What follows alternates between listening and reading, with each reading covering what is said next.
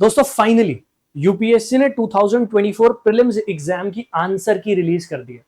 Mind you, Sunday को 2025 prelims exam conduct होने वाला है। 4-5 दिन पहले आपने ये आंसर की रिलीज करके बच्चों के ऊपर, एस्पिरेंट्स के ऊपर बहुत बड़ा एहसान कर दिया। पहले तो मैं ये कन्वे कर देता हूं, थैंक यू। क्योंकि बहुत सारे एस्पिरेंट्स ये सोच रहे थे कि अब तो प्रीलिम्स हो जाएगा, उसके बाद ये आंसर की रिलीज की जाएगी। ये मैं इसलिए कह रहा हूं, मैं सरकास्टिक इसलिए हो रहा हूं क्योंकि पिछले साल जिन बच्चों ने प्रीलिम्स का एग्जाम दिया होगा वो इस आंसर की के थ्रू ये चेक करना चाहेंगे कि उनसे कहां मिस्टेक हुई और उसके अकॉर्डिंग वो अपनी प्रिपरेशन को और इंप्रूव और इनहेंस करना चाहेंगे। बट आपने उस बच्चे को वो अपॉर्चुनिटी नहीं दी। Thank you for that. दूसरी बात, ऑफिशियल आंसर की आई है तो यह भी पता लगा कि यूपीएससी ने 3 क्वेश्चंस ड्रॉप कर दिए। ओवरऑल जो आपकी कट ऑफ बनी वो 97 क्वेश्चंस के बेसिस पर बनी। बट इसका मतलब ये नहीं है कि ये जो 3 क्वेश्चंस थे इनके मार्क्स भी रिमूव कर दिए गए, नहीं। आपकी जो कट ऑफ आई है वो 200 नंबर में से ही आई है। That means UPSC prelims attempt करने से पहले जो आपकी एक्सपेक्टेशन थी कि हर क्वेश्चन की वेटेज 2 नंबर होगी, उससे थोड़ी ज्यादा वो वेटेज हो गई क्योंकि 3 क्वेश्चन ड्रॉप कर दिए। अब कौन से 3 क्वेश्चन ड्रॉप किए गए हैं? तो एक है, और ये जो मैं आपको दिखा रहा हूं आंसर की, ये सेट ए की है, सीरीज ए। यहां पर 20th क्वेश्चन को ड्रॉप किया गया है, इसके बाद 52nd क्वेश्चन को ड्रॉप किया गया एंड देन 57th क्वेश्चन को ड्रॉप किया गया।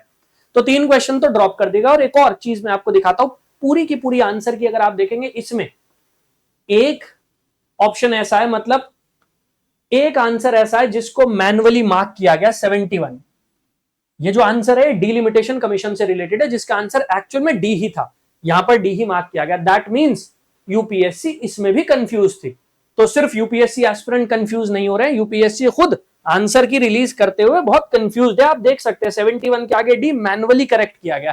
दैट मींस एरर थी। चलिए मान सकते हैं कि हो सकता है ह्यूमन एरर हो, इस वजह से वो हो गया। बट इन 3 क्वेश्चन का क्या? अब क्या है ये 3 क्वेश्चन, जरा वो भी देख लेते हैं। All I am seeking is a clarity, an answer, accountability.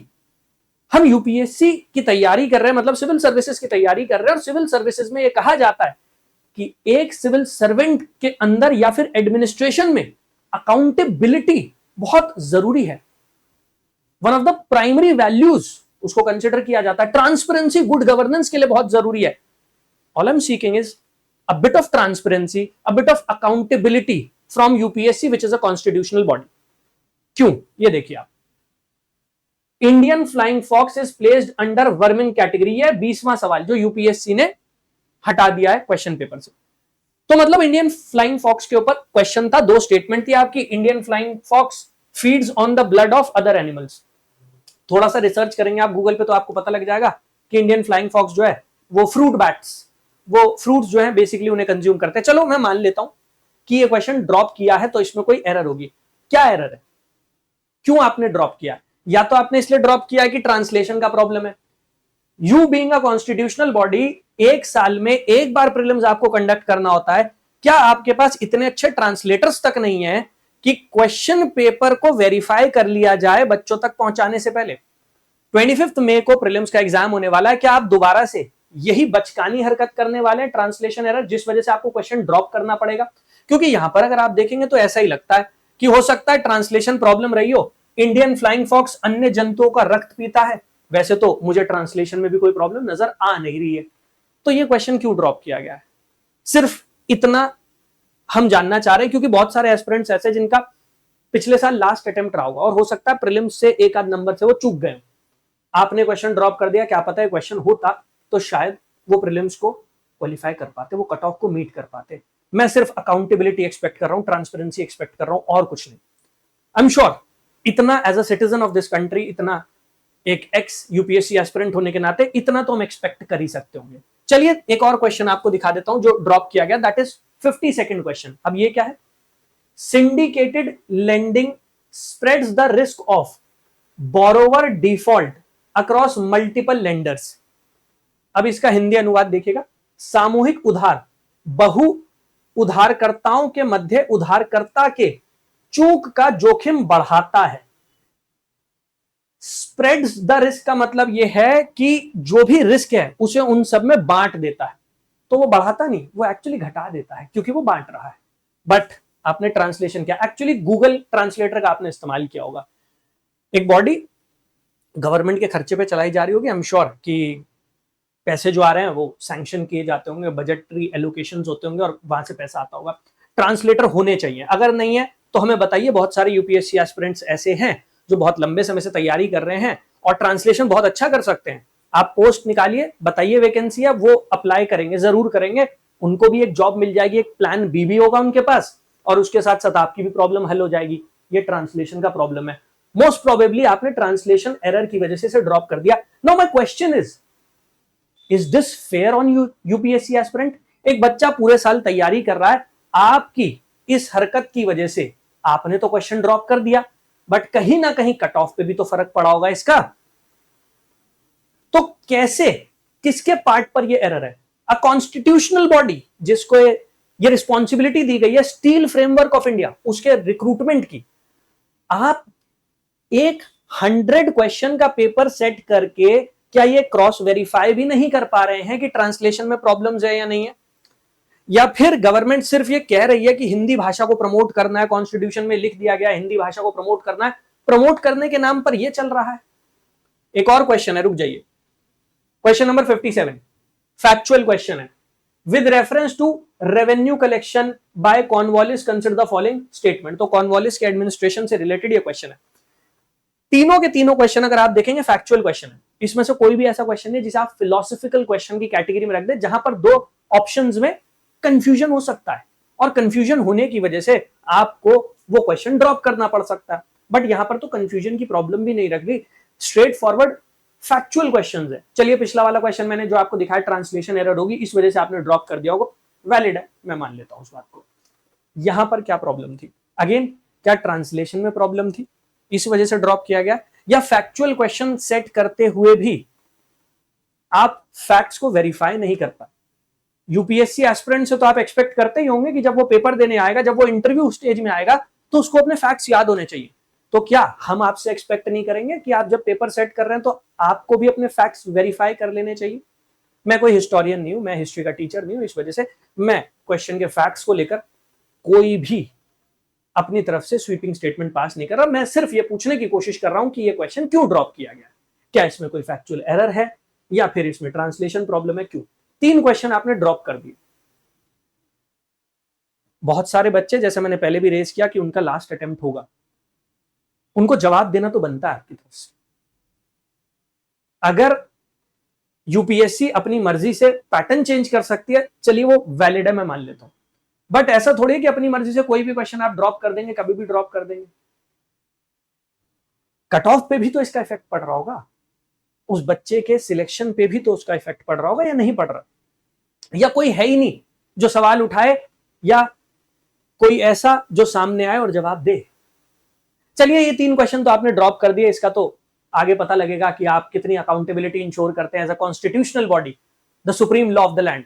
Constitution से एक रिलेटेड क्वेश्चन है जिसके आंसर को लेकर बहुत बड़ा कंफ्यूजन क्रिएट हो गया, और इससे पहले भी कॉन्स्टिट्यूशन से रिलेटेड क्वेश्चंस आए हैं। Amendment of the constitution last year या उससे पहले आपको याद होगा कि क्वेश्चन ड्रॉप किया गया था।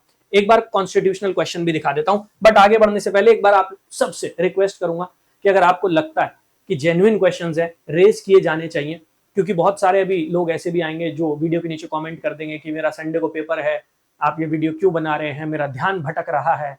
बहुत सारे अलग अलग टाइप के लोग हैं जो आएंगे और कमेंट करेंगे। मैं सिर्फ ये पूछना चाहता हूं कि क्या ये क्वेश्चन उठने चाहिए, नहीं उठने चाहिए? क्या यूपीएससी से हमें ये एक्सपेक्ट करना चाहिए, नहीं करना चाहिए कि वो अकाउंटेबिलिटी, वो ट्रांसपेरेंसी वो इंश्योर करे? एंड इफ यू फील कि ये करेक्ट बात है, आप मुझे ज्वाइन कर सकते हैं। ये टेलीग्राम चैनल है, टेलीग्राम चैनल का क्यूआर कोड है, आप इस क्यूआर कोड को स्कैन कीजिए, आप मेरे साथ टेलीग्राम पर जुड़ जाएंगे। मैं कोशिश करूंगा ऐसे जो एरर्स हैं यूपीएससी बॉडी में या एग्जाम कंडक्ट करने में या क्वेश्चन सेट करने में, उनको बार बार रेज किया जाए। आई थिंक जब ऐसे इंपॉर्टेंट, क्योंकि it is about the career of UPSC aspirants, सालों की मेहनत है जो वेस्ट चली जाती है ऐसी हरकतों की वजह से। साल में एक बार आपको प्रीलिम्स का एग्जाम कराना है, एक बार, कम से कम उस एक बार एग्जाम कराने में तो आप ये इंश्योर कर सकते हैं कि पेपर जो सेट किया जाए। चलिए आप ये तो इंश्योर नहीं कर पा रहे कि जो सिलेक्टेड कैंडिडेट है वो फर्जी सर्टिफिकेट ना लगाए, ये तो आप इंश्योर नहीं कर पाए, हमने देखा पास्ट में, लेकिन कम से कम इतना तो इंश्योर कर सकते हैं कि जो क्वेश्चन आपको सेट करने हैं उसमें ऐसी फैक्चुअल एरर्स ना हो, उसमें ट्रांसलेशन की प्रॉब्लम ना हो। और अगर आपको लगता है सही पॉइंट है तो जैसे मैंने कहा क्यूआर कोड है, इसको स्कैन कर लेना। You can reach out to me, Telegram channel आप ज्वाइन कर लेंगे, ये मेरी पर्सनल टेलीग्राम आईडी, आप यहां पर भी मुझे मैसेज कर सकते हैं। लेट्स इंश्योर द अकाउंटेबिलिटी, सुनिश्चित करते हैं वो जवाबदेहिता जिसकी बहुत जरूरत है। अब जैसा मैं आपसे बोल रहा था कि एक कॉन्स्टिट्यूशन को लेकर क्वेश्चन है, the supreme law of the land, ये रहा वो सवाल। 85th क्वेश्चन है और सेट ए की मैं बात कर रहा हूं। The union finance minister on behalf of the prime minister Lay's the annual financial statement before both the houses of parliament. तो दोनों हाउस ऑफ पार्लियामेंट जो है उनके सामने फाइनेंस मिनिस्टर ही हैं जो प्राइम मिनिस्टर के बिहाफ पर वो बजट जो है उसको प्रेजेंट करवाते हो। At the union level no demand for grant can be made except on the recommendation of the president. ये वाली स्टेटमेंट तो हमें पता ही है, क्लियर कट कॉन्स्टिट्यूशन में दी गई है, ये करेक्ट है। बट इससे पहली वाली जो स्टेटमेंट है उसको लेकर थोड़ा डाउट है। पहले मैं आपको दिखा देता हूं 85th क्वेश्चन का आंसर यूपीएससी ने क्या दिया है। भाई अगर मैं आ जाता हूं 85th क्वेश्चन पर, यूपीएससी कहती है इसका आंसर हो जाएगा सी, आंसर सी, ठीक है। तो ये रहा 85th, इसका करेक्ट आंसर है सी यूपीएससी के अकॉर्डिंग, ठीक है।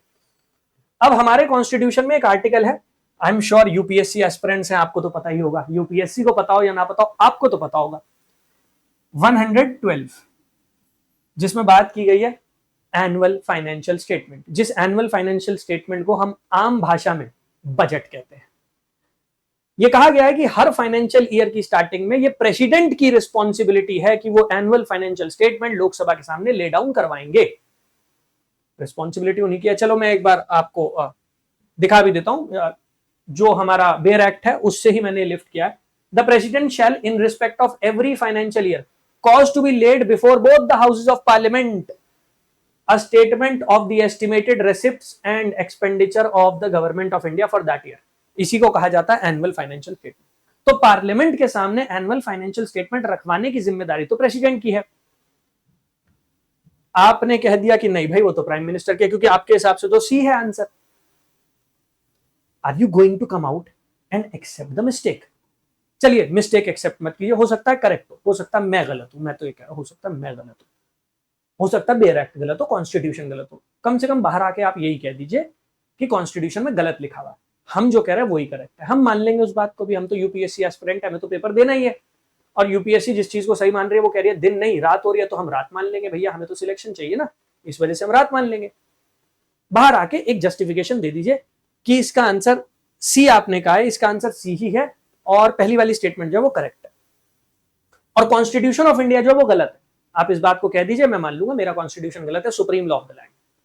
ऑल राइट, चलिए एक तो ये हो गया। एक और क्वेश्चन है, थोड़ी सी रिसर्च करेंगे तो इसका भी आंसर कहीं ना कहीं कॉन्फ्लिक्टिंग नजर आएगा।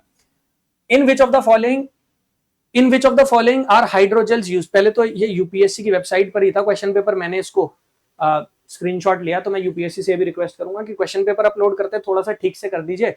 ये थोड़ा सर्कुलर सा आ रहा है, अच्छा नहीं लग रहा वीडियो में। अब आई डोंट नो आप लोगों को कैसा लग रहा है, मुझे थोड़ा पढ़ने में दिक्कत हुई। So in which of the following are hydrogels used? Control drug delivery in patient, mobile air conditioning system और प्रिपरेशन ऑफ इंडस्ट्रियल ल्यूब्रिकेंट्स। बात हो रही है हाइड्रोजेल्स की, ठीक है। क्वेश्चन नंबर है हमारा 36 यस 36। एक सेकंड भाई, 36 का आंसर क्या है वेरीफाई कर लूं मैं। 36 का आंसर है ए, यूपीएससी के अकॉर्डिंग 36 का आंसर है ए। ए क्या है? ए का मतलब हो गया, आई थिंक ए का मतलब है केवल एक, है ना, only one, the first one, तो मतलब द फर्स्ट वन। बाकी दोनों गलत है, बाकी दोनों गलत है। एक सेकंड, बस एक सेकंड लूंगा मैं। मैंने थोड़ा सा गूगल किया यहाँ पर, हाइड्रोजेल्स यूज्ड इन लुब्रिकेंट्स, कुछ इस तरीके से पहले ही गूगल की तरफ से निकल कर आ गया। Anti friction and anti wear properties, hydrogels are used as lubricants, hydrogels are used as lubricants. तो हो सकता है इस वजह से यूपीएससी ने इसे गलत कंसिडर कर लिया। और प्रिपरेशन ऑफ इंडस्ट्रियल ल्यूब्रिकेंट्स, कि इंडस्ट्रियल ल्यूब्रिकेंट्स को प्रिपेयर करने में इसका यूज होता है, वहां पर ये लिखा हुआ है कि वो ल्यूब्रिकेंट के तौर पर इस्तेमाल किए जाते हैं, दे आर बीइंग यूज्ड। सो हो सकता है वो ग्रामेटिकल जो प्रॉब्लम है इस वजह से यूपीएससी ने कहा कि नहीं, हाइड्रोजेल का इस्तेमाल ल्यूब्रिकेंट के तौर पर करना और हाइड्रोजेल का इस्तेमाल ल्यूब्रिकेंट्स को प्रोड्यूस करने के लिए, मैन्युफैक्चर करने के लिए करना है, दो अलग बातें हो जाती है। मोस्ट प्रोबेबली यूपीएससी को ये लगा हो, इसी वजह से ये गलत हो गई। आई कुड बी रॉन्ग, मतलब यूपीएससी बाहर आएगी, वो अपनी बात रखेगी, आई एम श्योर वो बाहर आएंगे, वो क्लैरिफिकेशन देंगे, बताएंगे, क्योंकि ओएमआर शीट में क्या गलतियां होती हैं स्टूडेंट से, ये तो यूपीएससी ने बताया है। यूपीएससी की वेबसाइट पर आप जाएंगे तो सबसे पहले ऊपर यही एक नोटिफिकेशन आया हुआ जहां पर बताया ओएमआर में ये गलतियां हो जाती है। तो यूपीएससी ये भी बता सकती है कि क्वेश्चन पेपर सेट करने में या फिर आंसर की रिलीज करने में भी गलतियां हो जाती हैं और रेक्टिफाई की जा सकती है मिस्टेक्स। अब व्हाट अबाउट दोज जिन्होंने सही नॉलेज अप्लाई की थी बट आपने उनका आंसर गलत कंसिडर कर लिया। Article number 112 of the constitution आपने उसे गलत ठहराया। हाइड्रोजेल ल्यूब्रिकेंट आपने उसे गलत ठहराया। What about them? अगर किसी एस्पिरेंट का सिलेक्शन सिर्फ इन 2 क्वेश्चन की वजह से नहीं हो पाया, कौन इस बात की जिम्मेदारी लेगा, अकाउंटेबिलिटी लेगा? आप लेंगे as a constitutional body, government लेगी जो आपके थ्रू रिक्रूटमेंट करवाती है, या सुप्रीम कोर्ट? खैर सुप्रीम कोर्ट तो ये कह देगी कि हमारे तक मैटर नहीं आया, इस वजह से हम बीच बचाव नहीं कर सकते, हम बीच में नहीं आ सकते। Who is going to take accountability? If you feel कि हमें अकाउंटेबिलिटी इंश्योर करनी चाहिए, आई अर्ज यू, आप टेलीग्राम चैनल ज्वाइन करो, आप मुझे पर्सनली टेलीग्राम पर मैसेज करो। आई विल मेक श्योर कि मैं इस बात को उठाऊं, जितना मैं कर सकता हूं मैं उतना डेफिनेटली करूंगा। अगर आप किसी सुप्रीम कोर्ट के लॉयर को जानते हैं, you can also introduce me to them. Let's raise it in the Supreme Court. It is about a career. It is about जो मेहनत की है उन बच्चों ने 4 साल 5 साल, बहुत बच्चे होते हैं जो 4-4 5-5 साल कितने अटेम्प्ट देते हैं। इस बार टॉपर जो है 5वें अटेम्प्ट में सिलेक्शन हुआ ना, आप सोचिए 5-5 6-6 साल की बच्चों की मेहनत है। वो प्रीलिम्स क्वालिफाई क्यों नहीं कर पाए? क्योंकि यूपीएससी ने आंसर्स और बताए हैं, कॉन्स्टिट्यूशन में कुछ और है, साइंस कुछ और कहती है ल्यूब्रिकेंट्स को लेकर। And if I am wrong, I am ready to accept that as well. आप सिर्फ बाहर आकर अकाउंटेबिलिटी इंश्योर कीजिए, ट्रांसपेरेंसी दिखाइए, आप बताइए क्या वो ग्राउंड है, क्या वो बेसिस है, क्या वो सोर्स है जिसके बेसिस पर आपने इन स्टेटमेंट्स को गलत कंसिडर किया है, या फिर प्राइम मिनिस्टर वाली स्टेटमेंट को करेक्ट कंसिडर किया है। I am ready to accept it. मैं एक और वीडियो बना दूंगा, मैं सॉरी बोल दूंगा यूपीएससी से कि हाँ मेरे से गलती हुई थी, इंटरप्रिटेशन में मेरे ही समझने में पढ़ने में गलती हो गई थी। But if I am right and if all those students aspirants are right, जिन्होंने पेपर अटेम्प्ट किया था और उन्होंने सही कंसिडर किया था इन स्टेटमेंट्स को, then it is a very sensitive and important issue. उसकी सालों की मेहनत आपने बर्बाद कर दी है। You must be held accountable and we will make sure that we hold you accountable. कब तक भागेंगे, कब तक बचेंगे, let's see. So I will urge you all, join कीजिए, उठाते हैं मैटर को। आज किसी और एस्पिरेंट के साथ हुआ, कल आपके साथ भी हो सकता है। 25 तारीख को प्रीलिम्स आ रहा है, हो सकता है आप में से ज्यादातर बच्चे प्रीलिम्स में बिजी हो, कोई बात नहीं, आप अपना प्रीलिम्स कवर कर लीजिए, निपटा लीजिए उसे, उसके बाद उठाएंगे। But they must be held accountable, constitutional body है, आपके सिलेक्शन आपके करियर की बात। थैंक यू, जय हिंद।